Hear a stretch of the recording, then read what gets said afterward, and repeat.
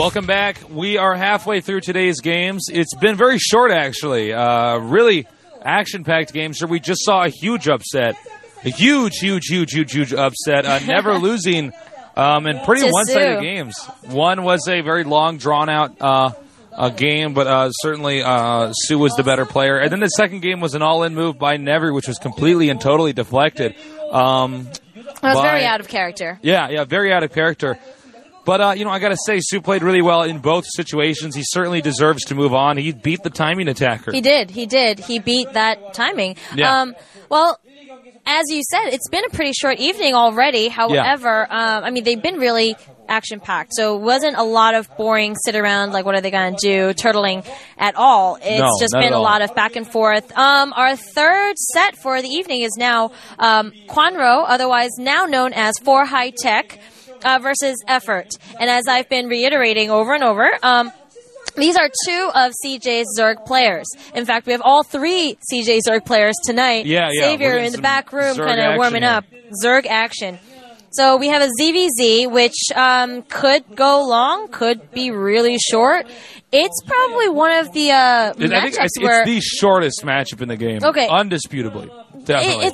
What I'm thinking is, though, like, there's so many different ways that this can go. With two Zergs, I feel like there's just a plethora of different combinations of things that can happen. Well, it's gonna go down to Zerglings and Mutalisks, but no matter what, it's gonna be like, there's so many different ways you can get to there. Yeah. You know what I'm saying? It's just like, it's a very unforgiving matchup. It's one of these games that's very low economy. Yes. Very low economy. And it's pretty tough. You lose like 2 drones and that can cost you the whole game. You lose like 1 Mutalisk or 2 Mutalisks to a Scourge, that can cost you the game. All right. Even losing like 4 Zerglings. So very unforgiving. We never see more than one expansion usually. Really? Okay. If we do, then that's like, wow, that's like really late, really technical. All right. Well, here he is, 4 High Tech, otherwise known as Kwanro. He's actually known to enjoy the early game, so we may see some really short games. He likes to just go in. He has this nickname they call him called, it's in Japanese, and I'm sorry if there's any Japanese viewers who are going to yell at me. They call him the Shobu, which means like it's like outcome. So this guy's like outcome oriented. He doesn't really care how he gets there as long as he wins. Right? There you go. So they call him the Shobubon. And well, let's see. He debuted in 2005. His last 10 games are 5-5. Versus Zerg, he's 5-3 with 3 consecutive wins so far. CJ's actually been using EffOrt a lot more in the Pro League this year. And so he's only played 1 game, which he lost to Cal. Yeah. While EffOrt, he's played 6 games where he's 3-3.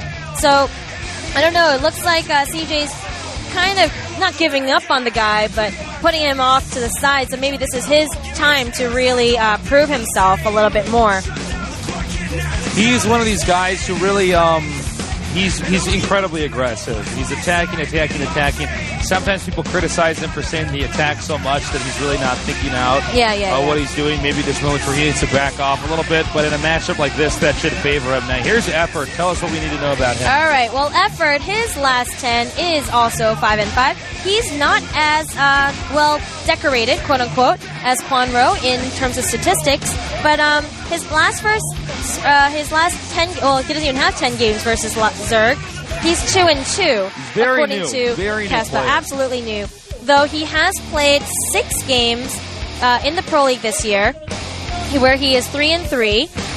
He's actually played more games than Xavier in the Pro League. Wow. Xavier only having 5. So again, CJ has a lot of faith in this guy.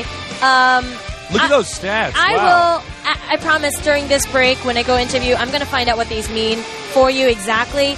But it looks like he has a lot of potential. CJ has a lot of faith in this guy. And so let the sibling rivalry begin within this house. If I remember correctly, this is the guy that lost 1 game to Toss Girl in Season 1. Oh. And then now he's like bounced back and he's a superstar. Is that like his wake-up call there? It was wake-up call. And now he's in this and he's really improving, and CJ has a lot of faith in him that he can certainly be possibly even their ace player, possibly their star player. Yeah. I mean, Xavier will always have that position, you know. They'll give it. He is the franchise player. However, EffOrt is definitely making huge leaps in becoming the second best Zerg player for CJ as of right now. So, I mean, I'm sure Kwanro wants that position back. For High Tech is like, give that back to me. Yeah, no kidding. So, right now, it could go either way. I think this is going to be a pretty even matchup. So, definitely, I don't think there's a favorite. I don't think there's an underdog. I don't think so either. Okay, according to Kespa ranks, For High Tech is at 36, while EffOrt is at 52. However, in terms of practice and how much experience these guys have been getting within this season, it looks like EffOrt is the one who's been out there more and getting his face shown. So, I mean, we'll see. We'll see how things go here. I really think it is a 50-50 kind of thing. Yeah, I think so. I mean, even the stats, I mean, it's kind of tough to really gauge who's actually going to come out on top. Again, these are pretty new maps with the exception of Requiem. So, but then again, these players are pretty new. They might not even be that familiar with Requiem. So that's true. That's true. You know, I don't know. We're going to have to wait and see. Again, the bridge is going to be pretty critical on a map like this. It's going to be pretty good for defense, pretty bad for offense, which makes me think that we're probably going to see not as much mass slinging and more mass mutating. Okay. But we'll see. I could be wrong, and I'm always happy to eat my words if I am. Right. I mean, however, For High Tech does love the Zerglings. Yes, he loves Zerglings. So we may just see fast Zerglings, and got in there. He is the Shobu. He just wants to win. So we will start soon. I think so. All right, sorry, I didn't mean to interrupt you. Here we go. Sorry.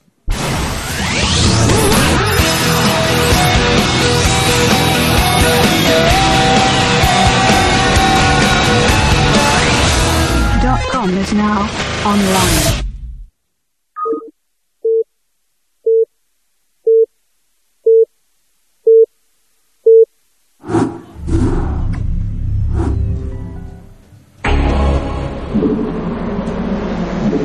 Okay, here is For High Tech in the red. For High Tech in the red. He is in the upper left position as we have our other player, Kwanro. This new name is messing me up, and here he is on the bottom right. You know, I really like that new intro. Did you see that? Yeah, I like it. They're always they're always redoing the intros here to kind of keep the show evolving. It's really exciting. I really enjoy. I love doing the GOM TV Classic. Well, Susie's going to go for now. So we have For High Tech here at the top and EffOrt here at the bottom. Susie will be interviewing Sue.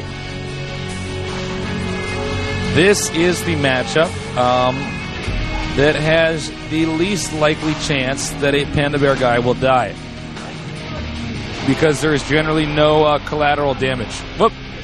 We just had a color change.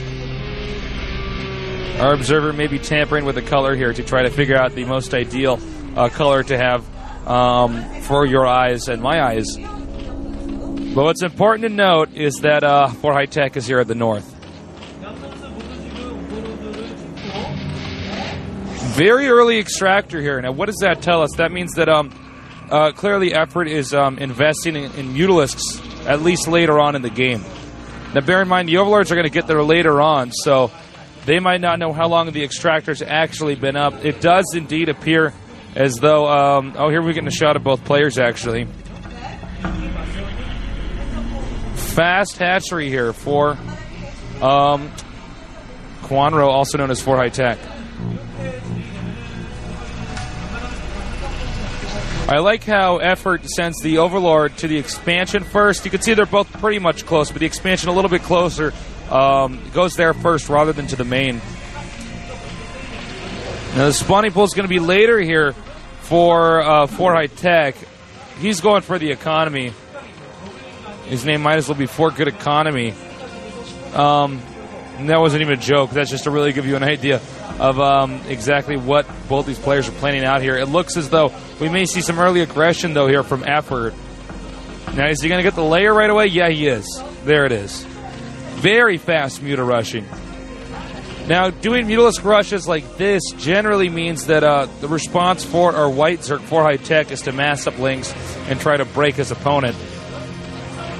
Now, if you remember earlier, before the game, I said that mass linking is generally unlikely. I was talking about if both players expand.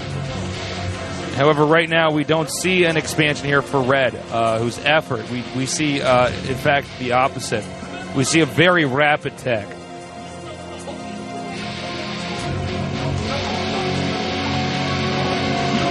Now, here's the layer for our Zerg player. Now, bear in mind, there's Panda Bear guy. Bear in mind that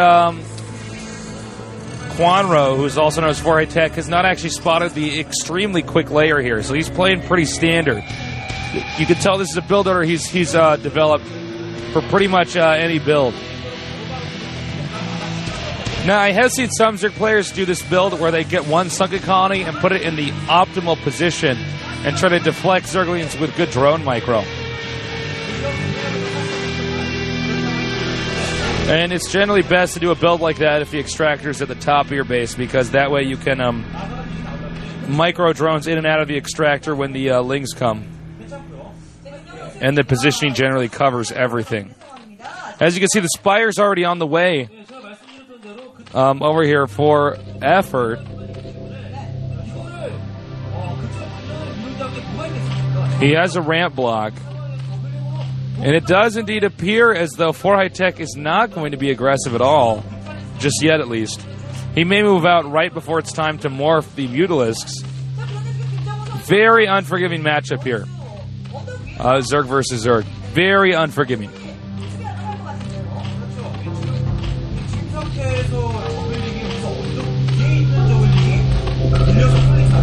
Well, if EffOrt lasts for the next few minutes, he'll be ahead, assuming that he doesn't lose any drones here.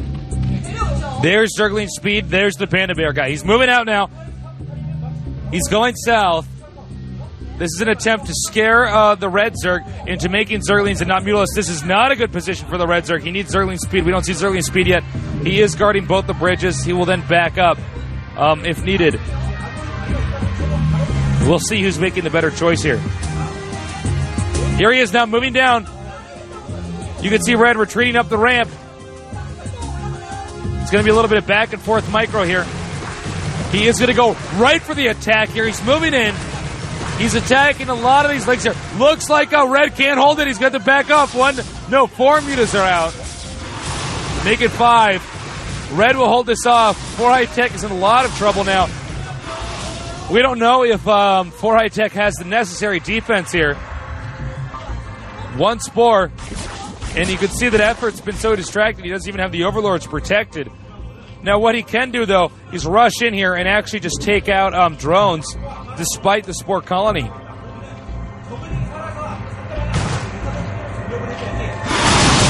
going to pick off the remaining Overlords. This is going to give EffOrt map presence. He's going to have intelligence on what's going on in the map.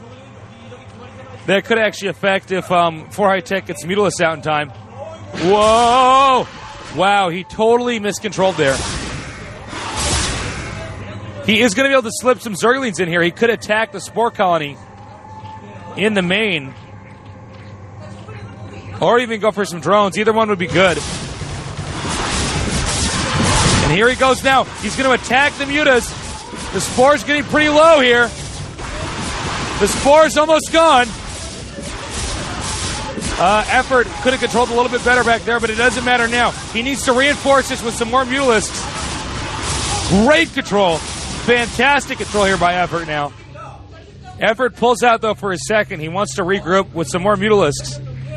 But he's got to be careful because Spores can get in there pretty quickly. Counterattack here by the Zerg. Undefended main, by the way. EffOrt has to deal some damage here. He has to go for the drones. And fantastic micro. 1 drone. No drone. What? Are you serious? His micro is so good. All right, well, right now, EffOrt does not have enough Mutalisks. He doesn't have a lot of Mutalisk presence at all on the map. That's going to once again give EffOrt the opportunity to come in here and hammer away at his opponent.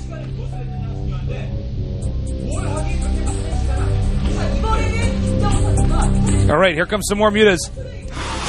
Nice sniping the drones here. Damn, his micro's good. Welcome back, Susie. Good to be back. All right, right now, you can see, I think this might actually be it, Susie. You might just be witnessing the end of the game here. This is going to be really fast. He does have a lot of lings here, and he's going to take out the Spore. This is disastrous. Taking out the drones, actually. Again, he's just dealing so much damage. More lings come in here. I don't see any way that 4High-Tech can win. With the Spore getting picked off now, that should be GG. That is the deal-stealing move. Now it's up to whether or not 4High-Tech wants to stay in the game or if he wants to gather himself for game 2. It's pretty much over, to be honest. He has too many Mutalisks. 4High-Tech does not have enough. He's really not controlling well enough against these scores. There is a link counterattack over here at the bottom, but you can see that EffOrt's already preparing for that.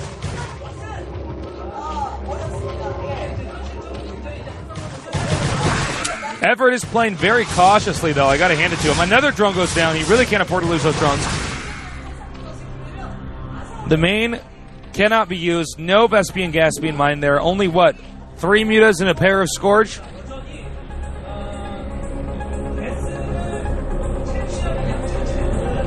And I think this Overlord is going to get spotted on the way out here. This could not be worse for the Zerg. He's going to go ahead and leave it. He wants to instead. No, he's going to go back with his 1 wounded Mutalisk.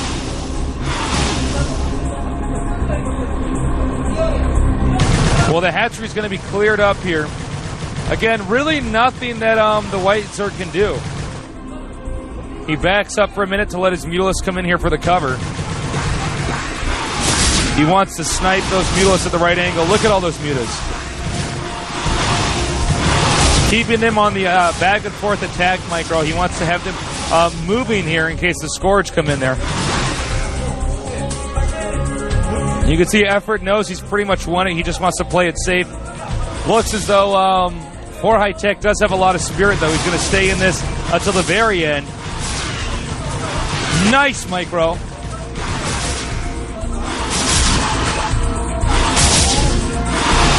And here come the Scourge. This could be the finishing blow. He's going to move in there with the Mutalisks, let them take some damage, and then the Scourge will finish him off. There it is. There it is. Okay, now I'm really serious. He should be leaving. It's over. There it is. GG. Short and simple. Actually, I shouldn't even say simple. That was really technical. Short and sweet.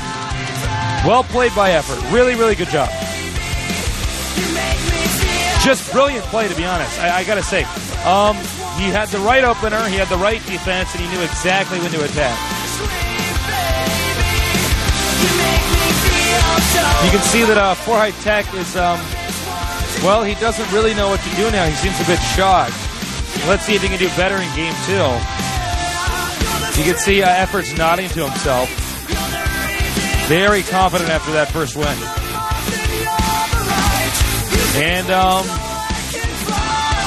man, what else can I say? That was pretty much very dominant game. We're still waiting for Susie to come back. We're going to go on to game 2 here in just a second. So don't go anywhere. Really, I think EffOrt's build order was a lot better. The fact that there are 2 bridges where he can funnel units twice from, one bridge here, and then he's got that ramp that he can defend from, really allowed him to do a build where he had hardly any Zerglings at the start. He could tech the Mutalisks very quickly, and from there he gets to be the offender. So definitely EffOrt's build is good. What can I say? I also think that 4High-Tech didn't really micro well enough when attacking the drones. There are other techniques he could have used to keep the Mutalisks from being aggressive, maybe split up his lings more. I don't know, stuff like that. But still, good game. Okay, the next map, Neo Requiem. Another great Zerg map. It's one of these maps, so you start out on the low ground. So when you're defending, you got to be